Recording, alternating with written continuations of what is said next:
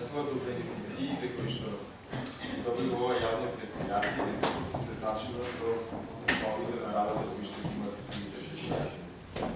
Иначе, што се однесува до самиот план за 2015 година, за мене тој е со своевите дежаву, значи нешто што веќе сме го виделе. Од година во година се повторуваат едните исти ветувања и проекти кои деловно или пак воопшто не се спомнуваат държава. Читајќи го планот, не можем да стигнем од впечатокот дека комуналец влегува во една рутина која го обезбедува сепак сигурните приходи од општината за одржување на јавни зелени. Без конкуренција тука влегува. Недоместокот за јавна чистота, исто тука без конкуренција влегува. И солидарниот фонд. Што и да се случи овие приходи комуналец? Така да скоро и да не преземаат нови инвестициони запати или пак проширување на обемот на нивните дејности. Например, за 2014 година има ведено дека ќе прошират својата работа во 5 нови рурални средини. За на крајот да завршат со проширување на својата дејност во само 2 нови рурални средини, тоа во Карамани и Трпин. Учени од ово искуство, очигледно, во 2015 година одат само советување дека ќе опфатат повторно 2 нови села. Но и ова треба да се прими со резерва, бидејќи реално не се баш многу добре дојдени во руралните средини. Причините се многу бројни. А како пример ги посечам реакциите на жителите од целата Нижен Политиково, кои се жалат дека им биле донесени стари контейнери без капаци. Со што отпадот повеќе бил разнесен од домашните животни и самите села, отколку што бил собиран на централно место во самите контейнери. И при тоа, контейнерите биле групирани неедно до максимум 2 места. Во селото ние знаеме дека кај на селата географски се распространети и некогаш има потреба жителите да поминат дури 500-600 метри за да одлежат својата фигура во определената уместеност во континент. Уште по дискриминирачка е реализацијата на програмата за одржување на јавна чистота за 2015 година, во која од сите 15 рурални средини, во кои комуналец меѓу другото и наплаќа за одржување на јавна чистота, да се подсетиме 0,7 дена километра квадратни, само во 4 се чистат пак споменици. Додека во ниту едно село не е предвидено чистење на ниједна улица. Тоа го пише во програмата за јавна чистота. Дали на овој начин се врши дискриминирање на жителите кои што живеат во селата, со тие кои што живеат во градот, оставам да заклучи самата јавност. На овој начин, со вакво работење, комуналец нема да може да ја стекне довербата на овие жители, кои сепак мислат дека ги третираат граѓаните добро. Планот за 2015 година има уште една важна неважност. Имено споменато дека сега, во моментот, комуналец располагаат со 17 специализирани возила за събирање на отпадки, од кои едно е купено ова година, што добро се сеќавам на дискусијата во Комисијата за комунална дејност. Додека пак во планот за 2014 година беше нагласено дека комуналец располага со 18 вакви специализирани возила. Значи, или се работи за грешка, не намерам да поставам, или комуналец во 2014 година покрај купувањето на едно ново возило има отидено, разходовано, продавено, не знам, 2 други стари возила, со што реално се намалят возни плани. Не треба да види тенденција на намалување на возни плани. Токму затоа ги прифаќаме плановите во кои што комуналец од година во година узбројува бројот на возила кои што го разнесуваат свет. Имајќи во пред дека и на деловни се нависти инвестиране и строшено. Се надевам дека директорот Соклевски ќе воедно би сакал да ми одговори зашто во планот останува заложбата за изградба на претоварна станица, кога од истиот се избришани набавката на пресконтинерот и возилото влекач заради најавите за отварање на регионална депонија. Да бидам малку појасен, на претоварната станица, де факто, камионите, како беше предвидено, нели, трябваше да го донесат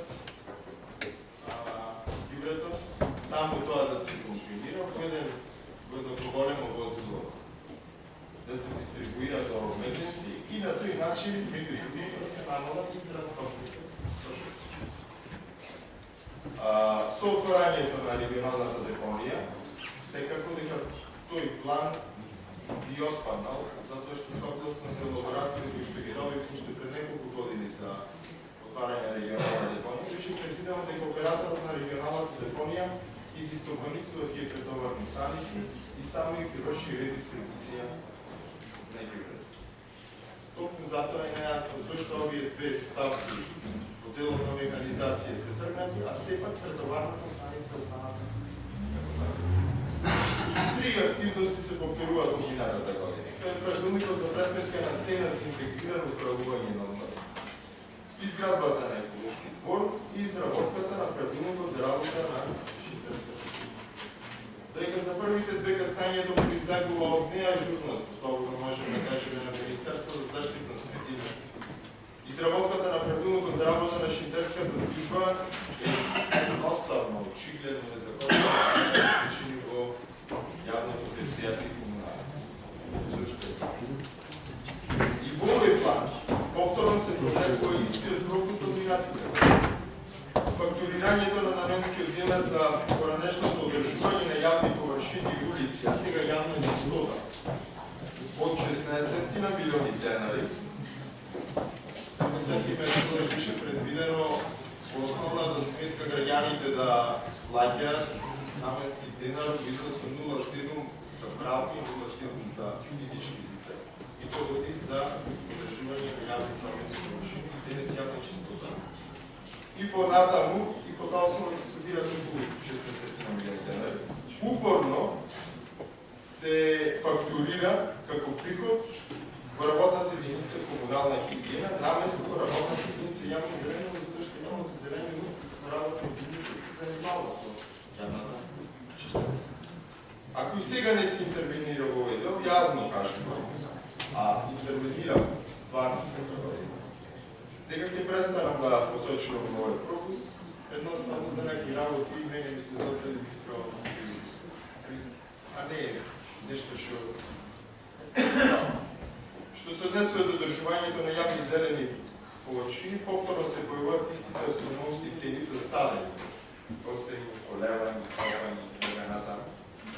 Се со една цел да се прикаже позитивна нула во работата на оваа работна единица. Навистина не знам што ќе се случи, ако една година комуналец реши да настапи со реални цени. И така општината оваа работа им ја доделува без тендер. Значи тие 13 милиони денари ги добијат. Нема потреба од страх дека ги бидат намалени средствата, затоа што тие ги намалиле цените на услугите на прекрајни и другите работни единици со слободна комуналец прикажуваат значително поголемо од овие работната единица зелениво, одржување на зелениво, и што не се случи. Слободно, дејте цени, кои што сите знаеме дека треба да бидат реални. Во работната единица уредување и одржување на гробишта упорно се провлекува солидарниот погреб и исплатата од само 7300 денари на корисниците на оваа сума, која повеќе пати сум повторил, неотблиском или покрила трошоците за погреб. На овој начин комуналец троши само половина од средствата кои ги приходува за оваа начин. Во оваа прилика би сакал да дадам конкретен предлог, за разлика од минатите години, кога само апелира во планот за 2015 година се вметна ставка дека јавното предпријатие комуналец од 2015 година ќе започне со исплата во висина од 11.000 денари за солидарен погреб. Ако Овој совет го припати мојот предлог, и сакам да биде дадено на гласање по дополнување на програмата на комунарец. Ќе исправиме една голема неправда која им се нанесува на фамилиите корисници на солидарен поглед. А комунарец, верувајте, нема да биде проштеден. Дури и со математички да се направи и со овие дополнителни издатоци, годината 2015-та ја завршиле со позитивна завршна сметка од 470.000 денари. Директор Софијски, овој мој предлог, ако ни денес не биде усвоен, ќе го слушате во секојаш прилика, значи се ова не се можеме да го повторуваме, затоа што се работи наистина за суштински интереси. Добро би било, со припаѓањето на овој предлог, комунарец уште еднаш да помогне. Тука не е политика да неше на началното. Туку предпријатие кое пред се и нација и застапува интересите на